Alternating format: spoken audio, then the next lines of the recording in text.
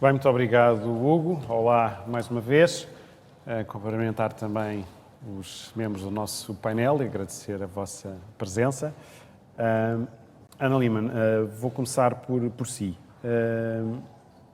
Enfim, já hoje aqui falámos muito de ruptura de cadeias de abastecimento, de como os nacionalismos estão a emergir na Europa e temos assistido a uma maior polarização também até a nível mundial, com a criação de um bloco mais do Ocidente versus Rússia e China.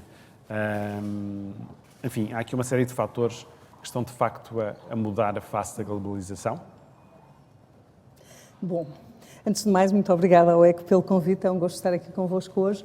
De facto, e desde a crise financeira global, há aqui uma alteração, sobretudo no ritmo de crescimento, digamos, da integração dos mercados globais. E nos mercados globais eu estou-me aqui a dedicar mais ao comércio e ao investimento, porque temos aqui outros colegas que falarão de outras dimensões.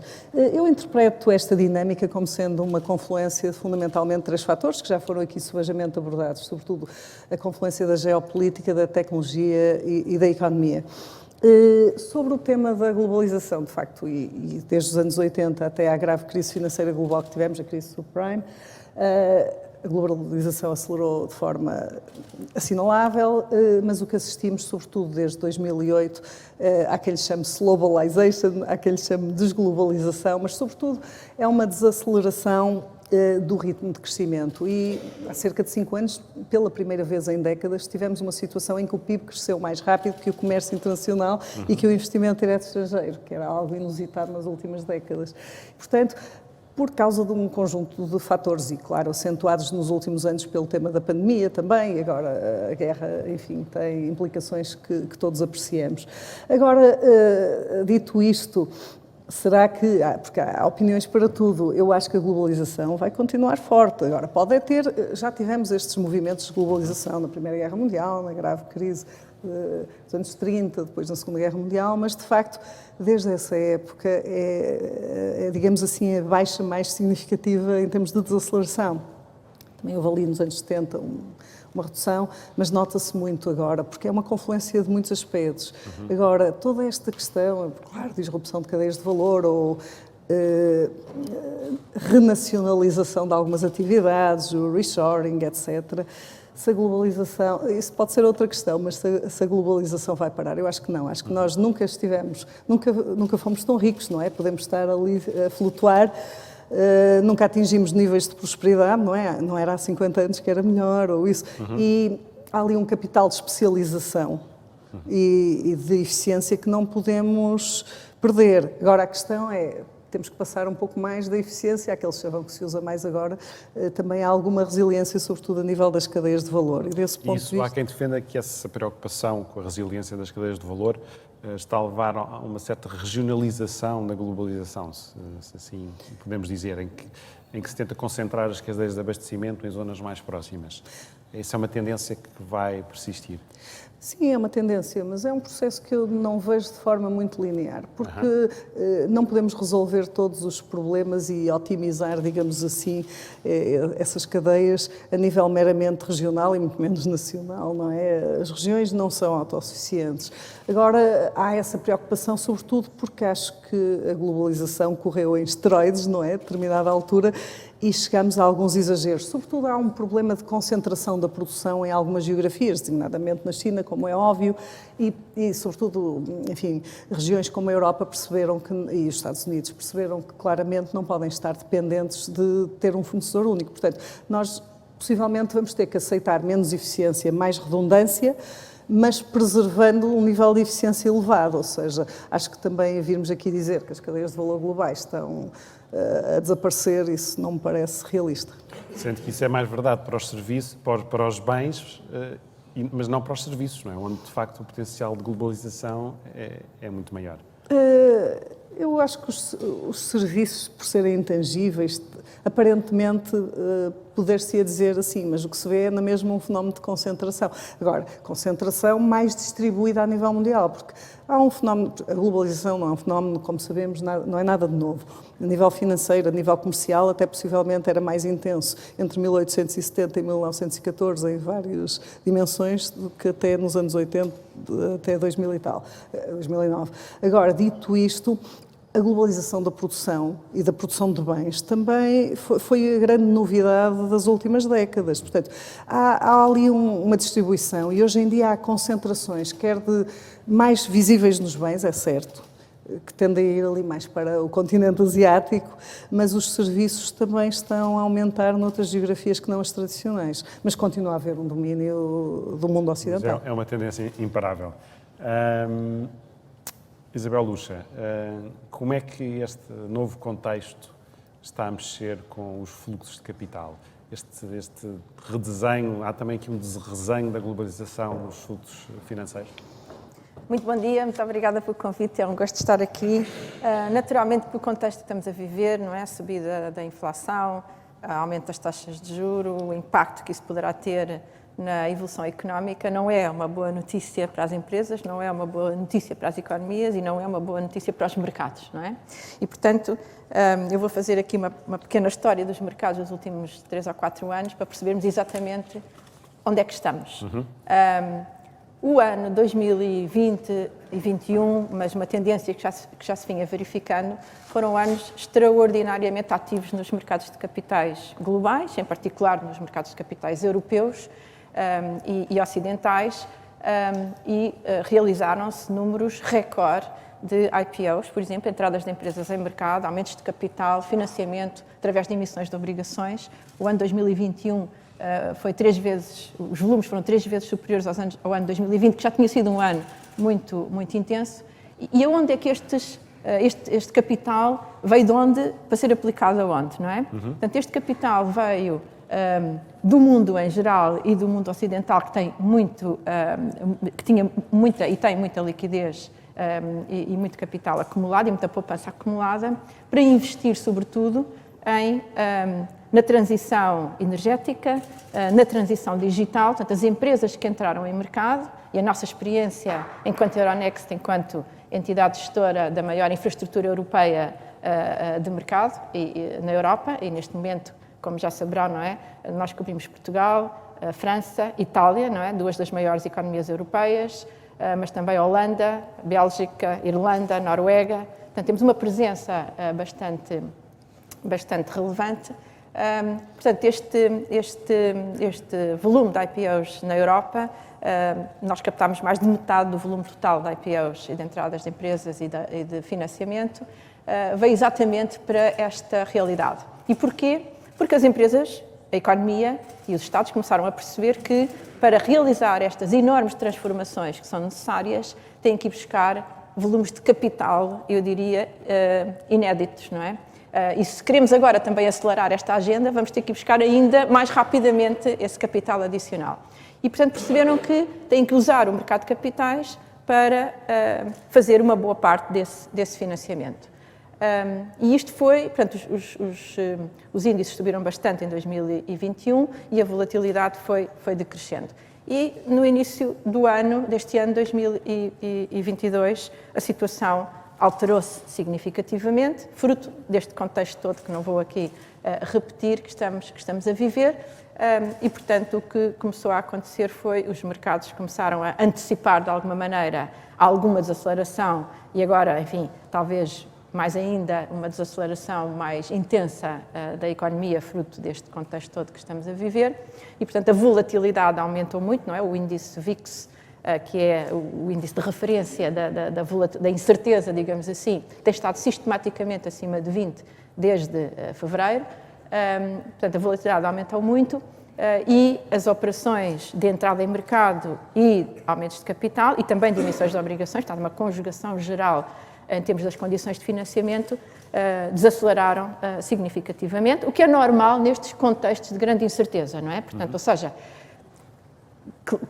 quando se clarificarem melhor quais vão ser os impactos deste contexto específico que estamos a viver, os mercados, ainda antes que a economia comece a acelerar, provavelmente vão retomar uma atividade mais intensa, mas é preciso que este contexto seja mais claro sobre os impactos que efetivamente vai ter e, portanto, é possível que ainda durante alguns meses tenhamos aqui alguma dificuldade. Portanto, desaceleração forte nos mercados que nós chamamos primários, não é? Mas muita liquidez no chamado mercado secundário, ou seja, na transação dos títulos cotados em mercado. E a liquidez é extraordinariamente importante e o papel dos mercados também é muito importante nestes contextos enfim, mais difíceis, porque dão uma válvula de escape, digamos assim, aos investidores para venderem quando precisam de vender, para rebalancear os seus portfólios de acordo com a visão que têm relativamente ao que vão ser os próximos tempos, e também para entrarem, porque em cada venda é preciso perceber que há uma compra, não é? Entrarem quando entendem que as cotações estão mais favoráveis para o efeito. Portanto, esta é a situação que estamos a viver neste momento. O que eu acredito também é que, passada talvez esta um pouco tormenta que agora, resultante desta incerteza elevada que estamos a viver, passada esta tormenta, esse movimento estrutural que vínhamos observando de aumento da importância do mercado de capitais para financiar estas grandes transformações, vai retomar o seu caminho. Aliás, o Economist tinha um grande artigo sobre isso há uns meses atrás, porque, de facto, a infraestrutura de mercado de capitais parece ser aquela que tem melhores condições para mobilizar esses enormes montantes de financiamento que vão ser necessários para essa transformação. Uhum. Miguel Azevedo, aqui a ideia neste painel também percebemos como é que as empresas se podem posicionar face a este novo contexto. O que é que elas podem fazer para até, enfim, fazer disso uma oportunidade? Vamos lá ver. Tentar responder a isso e um bocadinho neste contexto de conversa. Eu acho que também não há razão para entrarmos em pânico, porque estamos, de alguma forma, a voltar à normalidade. O que tínhamos era a normalidade. Eu lembro de em 2020, quando foi da pandemia, toda a gente achou que, em termos de mercado de capitais, que ia ser um caos. Foi o melhor ano de sempre. Neste momento, toda a gente achava que íamos sair da pandemia, que isto ia ser como nos anos 20, e estamos onde estamos. Portanto, tudo bem. Acho que temos que saber viver com taxas de juros que não são 0%. Temos que saber viver com avaliações de empresas que não são múltiplos de receita. Temos que saber viver com olhar para o dividend yield das empresas e usar isso como padrão de valorização.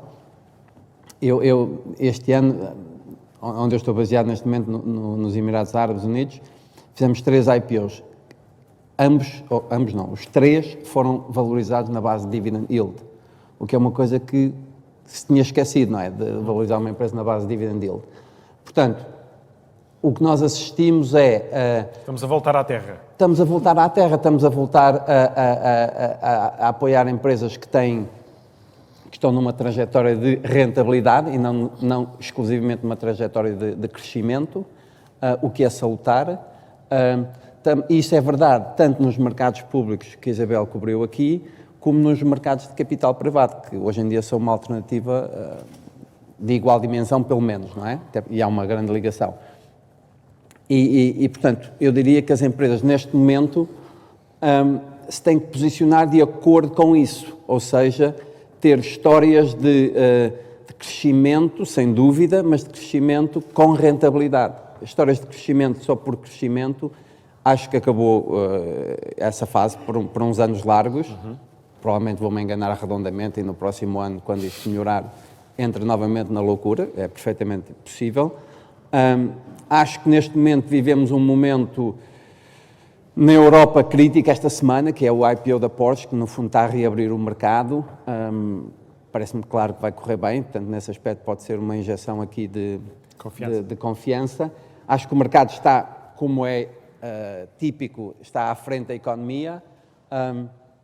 O mercado caiu muito este ano, acho que no final do ano vamos começar a ter atividade e acho que no próximo ano até podemos ter um mercado relativamente positivo, enquanto ainda assistimos a economia durante seguramente a primeira metade do ano, mas eventualmente até a segunda metade, ainda em recessão e com taxas de juros altas. Portanto, eu acho que é back to basics, é ter boas histórias, ter crescimento, ter diversificação geográfica, e podemos cobrir isso mais à frente, se quiser, em algumas das áreas que eu cubro melhor. E nesse aspecto, acho que, relativamente a Portugal, até é capaz de ser bom, porque talvez nós não fôssemos tão expostos ou tão criativos na área de novas tecnologias, apesar de termos belos exemplos, e estamos mais ligados à economia, a indústrias mais tradicionais, e acho que neste momento isso pode ser interessante. Portanto, Pode ser mais apelativo neste momento para os investidores desse tipo de indústria. eu acho que ser uma indústria assim um bocadinho boring hoje em dia é uma coisa boa. Muito bem. Ana, enfim, também já mencionou, mas de facto tem-se falado muito do reshoring, portanto, das empresas voltarem a pôr a produção nos seus países sede, do nearshoring, portanto, colocar em regiões próximas, justamente para a tal resiliência das cadeias de abastecimento. Isso está mesmo a acontecer e Portugal tem condições para beneficiar desse movimento, se ele está mesmo a acontecer? Está a acontecer, mas não é um fenómeno generalizado e gigantesco, não é? Ou seja, sobretudo a quando da disrupção que houve nas cadeias de valor no início da pandemia, nos primeiros meses de 2020, notou-se muito, e até a nível das políticas públicas mais emblemáticas, Canadá, Japão, entre outras, mas foram muitos países, Estados Unidos também, que fomentaram o tema do reshoring com enormes e avultados montantes de apoios às empresas desses países que se decidissem vir para casa outra vez. Mas é um fenómeno que não é tão evidente como isso, porque há diferenciais de custos, há custos de transporte, há uma série um sem fim de variáveis, dependendo dos produtos que estamos a falar. Mas é uma tendência que não tem a ver só com a questão da disrupção. Está tudo interligado, mas muitas vezes tem a ver com temas tecnológicos também, porque hoje em dia, com a digitalização das indústrias, não faz tanto sentido, faz mais sentido, e também é um tema, nós estamos sempre a falar da oferta, mas esquecemos lá às vezes da procura do utilizador e do consumidor, que é também que há um conjunto de fenómenos também sociológicos e tecnológicos que fazem com que seja importante ter produção mais perto do consumidor. Hoje em dia estamos naquela fase do paradigma da chamada, perdoem-me o palavrão, da customização de massas, em que é preciso ser eficiente e ter preços como se estivéssemos a produzir em massa, mas altamente personalizados. Portanto, isso é uma equação extremamente difícil e só se resolve com tecnologia e com geografia. Não é? Exatamente, mas também é preciso estar sempre a perceber o que é que o consumidor quer. Isso entra numa dinâmica um pouco bipolar, de proximidade, mas também de plataforma. Ou seja, nós hoje em dia é inegável que vivemos já numa economia que se move cada vez mais para uma economia de plataformas, que é o que permite escalar e é o que permite reconciliar essa dificílima equação da eficiência, porque o consumidor quer personalização, mas não quer pagar mais por isso, ou quer pagar pouco mais por isso, em geral, não é? Até de bens muito económicos. E, portanto, estamos a assistir a esse fenómeno, por um lado, ao tal reshoring, mas muitas vezes até a própria chamada indústria 4.0 estimula a trazer mais para perto do consumidor essas atividades de valor acrescentado. Portanto, e depois é curioso que eu tenho refletido, como a minha área de base é o investimento direto estrangeiro, eu tenho refletido muito sobre o que é que isso implica. Eu acho que vai gerar uma enorme redução dos fluxos de investimento direto estrangeiro, daquelas grandes fábricas que aconteciam, sobretudo, não só nos países emergentes, mas também, inclusive, em Portugal, e aliás essa tendência já se está a observar. O que me interessa no investimento direto estrangeiro não são propriamente os fluxos, são as atividades, não é? Em prol de formas contratuais e de aumento das exportações. Se formos a ver uma economia baseada em plataformas, e hoje em dia nenhuma empresa pode ignorar esse fenómeno do comércio eletrónico, etc., e a pandemia mostrou, o que é que acontece? No fundo, há aqui uma necessidade muito menor de ter fábricas noutros países. Isso pode ser ditado por outras questões de acesso a recursos, enfim, minerais humanos, etc., a financiamento, mas há muito mais propensão para o aumento das exportações e das formas contratuais, como a subcontratação internacional, enfim, o franchising.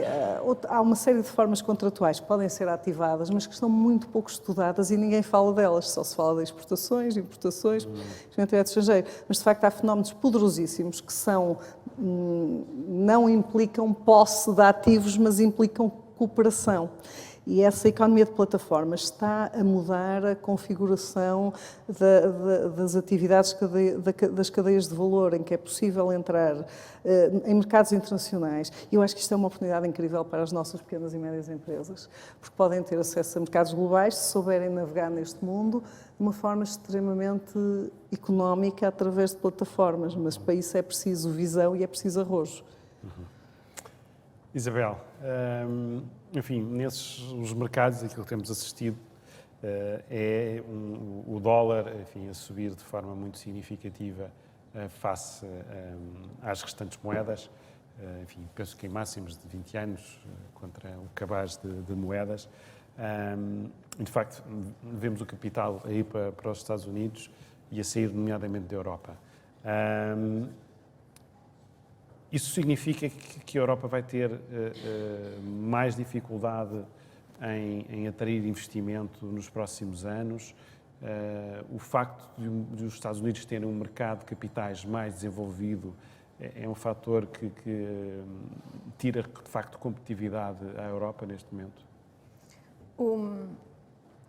É preciso aqui, mais uma vez, perceber o que é que tem sido a evolução estrutural do mercado, que para mim é talvez mais relevante do que, eventualmente, a cotação do dólar neste momento, até porque depois haverá certamente um efeito de catch-up do Banco Central Europeu e, portanto, isso provavelmente ir-se-á a diluir a seu tempo. Mas a globalização financeira, sobretudo no que se refere ao mercado de capitais, também evoluiu muito significativamente nos últimos anos. E só para dar um número, nos mercados Euronext, cerca de 40% dos volumes negociados todos os dias e das operações que se fazem de entrada em mercado são por investidores norte-americanos, que têm já presença na Europa, a maior parte deles, os mais relevantes, que o fazem muitas vezes a partir de Londres, mas que o fazem generalizadamente por todas as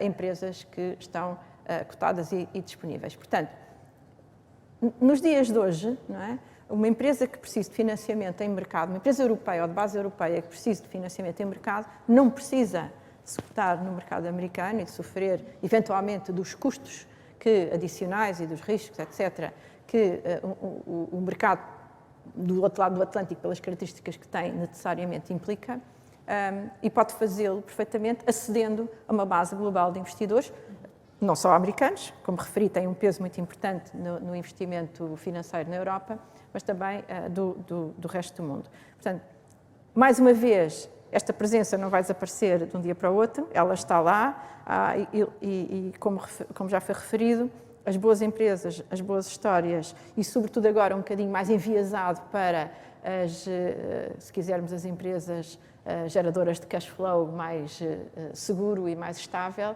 vão continuar a obter financiamento. Só para dar uma nota adicional relativa àquilo que eu disse há pouco, mesmo em Portugal, esta onda de financiamento, digamos assim, para a transição energética, só para lembrar que o ano passado, 2 dos maiores aumentos de capital na Europa foram de empresas portuguesas, da EDP e da EDP Renováveis. A Greenvolt levantou, entre ações e obrigações, 400 milhões de euros. Portanto, as empresas cotadas portuguesas estão a fazer aquilo que todas as outras a nível global estão a fazer, não é? A aproveitar o mercado para fazer este financiamento. Naturalmente era importante que mais empresas também pudessem vir a beneficiar destas possibilidades. Mas ainda assim há medidas que podem ser tomadas para tornar o mercado de capitais europeu ainda mais competitivo?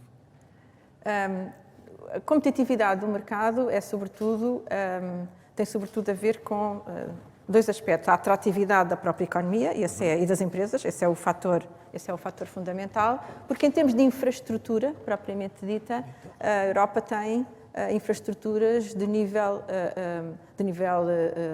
internacional, portanto, quer a Euronext, quer as outras bolsas europeias e quer o sistema financeiro já estão muito harmonizados. Mesmo os montantes de entradas em mercado, por exemplo, em 2021, foram inferiores ao que aconteceu nos Estados Unidos, mas já não foram tão mais baixos do que aquilo que foi a realidade do outro lado do Atlântico. Portanto, não me parece que haja aí, digamos assim, uma restrição muito ativa, que precisássemos de, naturalmente que a evolução cambial é relevante, mas que tem a ver com outros fatores que não propriamente qualquer intervenção que se faça a nível do mercado de capitais ou de outra natureza.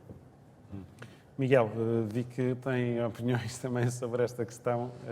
Não, eu estou totalmente de acordo. E se nós olharmos, eu digo sempre duas ou três coisas. Uma é, toda a gente gosta de bater na Europa, mas toda a gente quer vir para a Europa.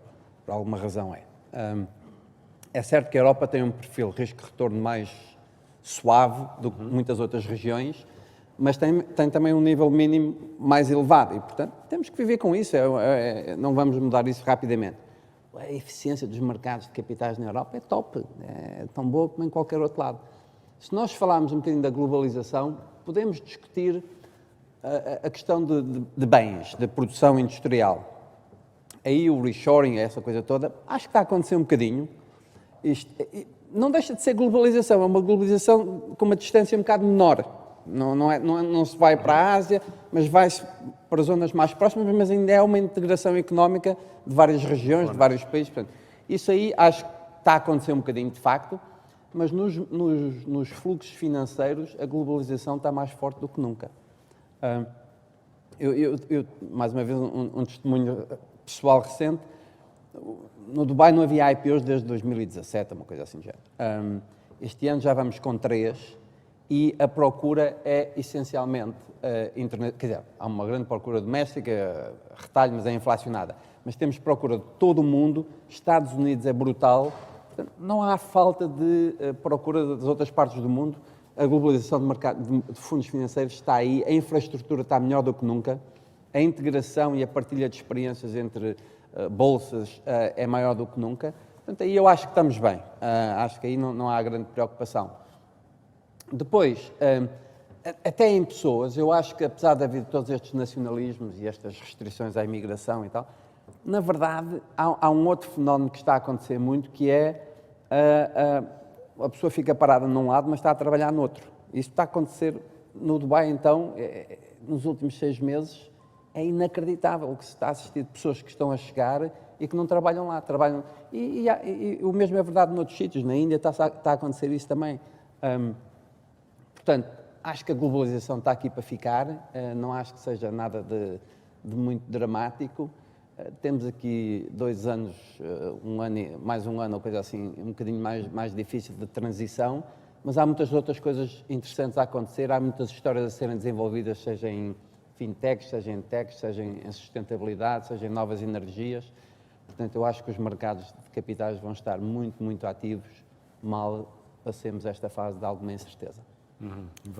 Podem apoiar uma recuperação mais rápida? Claro, há muito capital. Eu no outro dia estava a ver um mapa muito engraçado, um quadro muito engraçado, que era a única correlação que consegue explicar o que aconteceu no mercado americano de ações nos últimos anos é o tamanho do balanço do Fed. E, portanto, temos que ter realidade que estamos a passar um momento um bocadinho difícil, mas é a voltar ao normal. Agora, há a capacidade de fluir fundos de um lado para o outro e à procura das melhores histórias, e as melhores histórias hoje em dia é não só, como dizia a Isabela e como eu tinha dito há bocado também, cash flow e rentabilidade, mas é também outros fatores de sustentabilidade, enfim, toda a gente fala em ESG, não é? É mais I do que S e G, mas esse é um filão que está a acontecer brutalmente. Até lá na minha zona, que provavelmente, não é provavelmente a zona mais verde do mundo, não é? Esse tema é um tema muito importante. Ana, também se tem falado muito de um certo distanciamento que começa a existir entre os Estados Unidos e a China, ou mesmo entre a Europa e a China.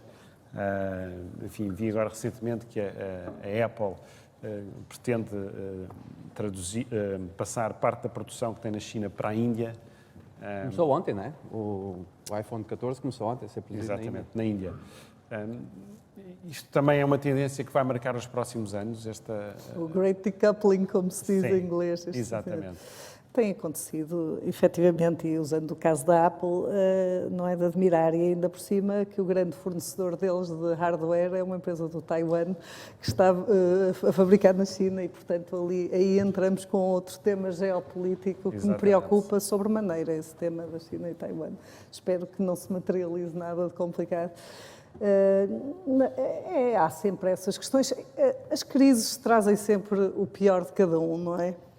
E num contexto destes, de dificuldade, pronto, que eu também partilho a opinião dos colegas aqui deste painel, que isto, enfim, é uma fase e depois as coisas vão de voltar. Mais diferentes, talvez, um pouco, mas enfim, estamos todos, há ciclos, não é? Mas, em todo caso, possivelmente estes comportamentos de distanciamento exacerbam-se nestes momentos mais atávicos, que suscitam, lá está, o pior de cada um. Eu há pouco não lhe respondi cabalmente a uma parte da pergunta que era para Portugal, se isto está a acontecer, isso é uma oportunidade para Portugal. Eu acho que poderia ser uma oportunidade para Portugal. Portugal tem uma estrutura industrial muito interessante e diversificada, mas há aqui um problema. Isso seria uma grande oportunidade se tivéssemos pessoas. Nós estamos aqui com um problema muito sério. O nosso problema de facto, não temos pessoas e depois também há ali um tema de baixos salários que nos torna às vezes pouco atrativos. Nós precisamos... E as que temos vão-se embora, não é? Exato. Precisamos de uma política de imigração muito assertiva. Eu acho que isto é crucial para o desenvolvimento do país, de atrair talento de fora, de uma forma muito mais assertiva do que tem vindo a ser feita, porque só assim, nós com demografia e estímulos à natalidade nunca iremos lá, nem cá, nem nos países emergentes que também estão a baixar a natalidade. Portanto, aqui nós precisamos de ver como resolvemos isso e talvez a remotização do trabalho trazida pelo digital e o teletrabalho e estas novas tendências de mercado possam ajudar, porque se houver pessoas que podem ser pagas a salários de fora, mas virem trabalhar em Portugal, pode ser interessante. Mas aqui eu já tenho observado muitos investidores a quererem vir para Portugal com operações gigantes e venham lá 2.000 engenheiros, mas onde é que estão? E depois, e o talento para trabalhar? Onde é que estão? Eu acho que o nosso grande fator limitador, o nosso grande déficit, não é nada digital, nem é analógico, é a demografia, é o problema mais grave que este país tem. Isabel, enfim, as empresas vão atravessar agora um período mais difícil no seu financiamento, ficam os juros muito mais altos. Que alternativas é que podem explorar para conseguir navegar estes próximos tempos de forma mais fácil? Gostaria só de fazer um comentário relativamente à questão anterior, porque a Euronext, talvez muitos ainda não saibam, mas a operação da Bolsa Europeia, Euronext, plataforma europeia de listing e negociação de ações, é feita a partir do Porto, de Portugal, o centro tecnológico que opera o core da plataforma Euronext é feito a partir de uma atividade no Porto. Nós instalámos esta atividade em 2017, portanto há 5 anos atrás, e ela tem vindo sempre a crescer, portanto temos vindo a incorporar mais funções, mais pessoas e debatemos-nos, ou melhor, por um lado tem sido uma história de sucesso, nós começámos com 80 pessoas e temos neste momento, vamos a caminho das 250, e em áreas como cibersegurança, como operação, como desenvolvimento, como gestão de infraestrutura e também algum apoio a clientes. E agora já temos uma equipa de finance também, mas em todas estas áreas tem sido cada vez mais difícil recrutar, embora, enfim, vamos conseguindo, porque somos uma operação de ponta e temos tecnologia de ponta, e isso atrai, e somos a Bolsa Europeia, isso atrai muito os jovens que nós procuramos recrutar, mas já estamos a recrutar estrangeiros e estamos exatamente a sentir estas dificuldades que a Ana referiu, que é a nossa política de imigração continua a ser muito lenta, muito rígida em alguns aspectos e eu diria até estranha em algumas coisas, não é? Daquilo que exige às pessoas para poderem vir, quando elas muitas vezes já têm contrato, não é? Assinado e depois, enfim... Há muitos entraves ainda. Há muitos entraves. Portanto, é uma nota que gostaria de deixar aqui, em termos de política. Relativamente ao tema do financiamento das empresas, naturalmente que... aqui 2 elementos. O primeiro é as taxas de juro subiram muito, o custo do capital aumentou, não é? Mas ainda estamos com níveis, em termos reais, não é? Se descontarmos a inflação, ainda estamos com níveis relativamente baixos. Isto pode ter algum ajustamento ainda, mas é a realidade que temos, por um lado. Por outro, naturalmente que este contexto da aversão ao risco, ou do aumento da aversão ao risco, pelo risco que naturalmente estamos a viver, também coloca muitos investidores num modo de espera, digamos assim, para que a situação se clarifique e, portanto, é natural que as facilidades de financiamento que existiam há um ano atrás, neste momento, sejam mais genericamente e em todas as formas de financiamento, não é? Desde o crédito bancário até um IPO, em todas as formas de financiamento, passando pelo private equity, etc., existam mais dificuldades. Mas há setores e atividades onde continuam a fazer-se operações, já foi aqui referido o IPO da Porsche, que já foi sobre comprado, digamos assim, várias vezes, não é? Portanto, vai ser depois da manhã e já está marcado como um sucesso. Mas a Greenvolt, por exemplo, aumentou o capital em julho, já debaixo deste contexto. Portanto, e continuam a haver operações, são muito mais seletivas, são muito mais focadas em alguns setores, em algumas atividades, mas elas continuam a existir. Portanto, eu diria que, genericamente, é um contexto mais difícil, mais selecionado, mas onde continuam a haver oportunidades e possibilidades de fazer financiamento. Sim. Miguel, este contexto pode também ser uma oportunidade para fazer operações de fusão e aquisição com valores mais atrativos e que permitam ou escalar o negócio ou entrar em novos mercados. Já estamos nesse ponto ou ainda é preciso esperar mais algum tempo para encontrar, de facto, a oportunidade de fazer estas operações? Um ponto geral, é verdade que há valorizações que estão mais moderadas e, portanto, isso é verdadeiro. Há uma preocupação de procura de rentabilidade e de aumento de produtividade, e isso é verdade. Há um tema técnico real, que é as taxas de juros estão mais altas, portanto, as taxas de financiamento estão mais altas e a disponibilidade de financiamento está mais limitada para essas grandes operações. E há um bocadinho, neste momento, daquele sentimento que se chama animal spirits, não estão lá, não é? Neste momento. Portanto, estamos a viver um ano moderado em termos de M&A global. Se nós aplicarmos isso um bocadinho mais, tentar aplicar isso um bocadinho mais à situação específica portuguesa, acho que nós temos um problema clássico de dimensão, não há dúvida, não é? De escala das nossas empresas. De escala, portanto, isso toda a gente sabe. Tem vindo a melhorar, eu acho, mas tem que melhorar bastante mais. E acho que neste momento há oportunidades de crescimento noutras zonas do mundo. Eu não sei se teremos tempo para falar do caso da África, que eu acho que é um caso aqui mais próximo. E, portanto, seria ideal que isso acontecesse e que houvesse a troca de uma obsessão de controle por uma obsessão de crescimento e diversificação. É fácil falar, nem sempre é fácil de fazer. Eu queria abordar essa questão porque, enfim, fala-se muito da transição energética, mas ela requer recursos minerais, nomeadamente, muito extensos, e alguns deles que existem de forma abundante em África, justamente. Acha que a Europa perdeu um bocadinho o comboio de tentar assegurar esses recursos, ou ainda existe a oportunidade de tentar, de facto, garantir o abastecimento de matérias-primas que vão ser essenciais para o futuro?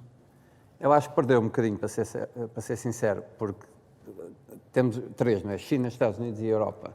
China seguiu aquele padrão de investir loucamente em África, níveis de endividamento brutais. Isto aconteceu entre 5 e 10 anos atrás, chegou agora a hora de pagar, os países africanos não conseguem pagar e estão a entregar ativos. Basicamente é isto que está a acontecer, às vezes mais camuflado, outras vezes menos camuflado. E, portanto, a China teve uma estratégia, correta ou incorreta, teve a sua estratégia. Os Estados Unidos acho que acordaram tarde, mas neste momento, e eu trabalho para um banco americano, neste momento há uma estratégia de ir atrás desses ativos. Esses minérios estão relativamente concentrados em alguns países talvez o principal hoje em dia, o DRC, os Estados Unidos estão all over a República do Congo, não é? A República Democrática do Congo.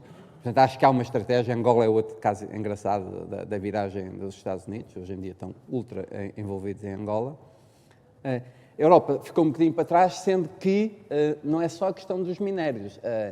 Se houver uma crise em África grande, e eu acho que estamos muito próximos disso, porque a África cresce acima de 5% em termos populacionais ao ano, a Nigéria põe um Portugal no planeta todos os anos, a percentagem de população jovem em África é brutal, não é? E, portanto, a necessidade de criar empregos em África é tremenda. Fala-se no dividendo demográfico, mas o dividendo demográfico vira bomba demográfica em poucos anos. E se essa bomba explodir, não vai explodir em África, vai explodir, uma parte dela pelo menos vai explodir na Europa, via migrações. Então a Europa tem que fazer qualquer coisa. Já houve várias tentativas, na presidência alemã houve essa tentativa, ainda não foi muito bem sucedida, mas alguma coisa vai ter que acontecer. Eu acho que o EBRD, um dia destes, está a financiar projetos na África subsaariana e a criar infraestrutura, criar emprego, e acho que de alguma forma esta guerra pode ajudar a isso, a ter que criar, nomeadamente na área agrícola, a África tem 60% da terra arável disponível mundial, a criar alguns polos de produção. Dito isto, a África é execution, e é muito difícil fazer acontecer. É muito difícil. Portanto, eu acho que é um aspecto a seguir, e é uma área onde a questão tecnológica talvez não seja tão relevante, a questão da adaptação, de flexibilidade, de criatividade na gestão é maior, e portanto até acho que é uma área muito propícia a empresas portuguesas terem o seu sucesso. Dito isto, é uma área de alto risco e, portanto, há que ir com moderação, porque eu até 2016 dizia "this time is different", não é? Dizia sempre que havia em África melhores politics e melhores policies, e hoje em dia não consigo dizer isso. Esta é a realidade. Acho que é um continente muito desafiante. Muito bem, temos que fechar. Muito obrigado aos três.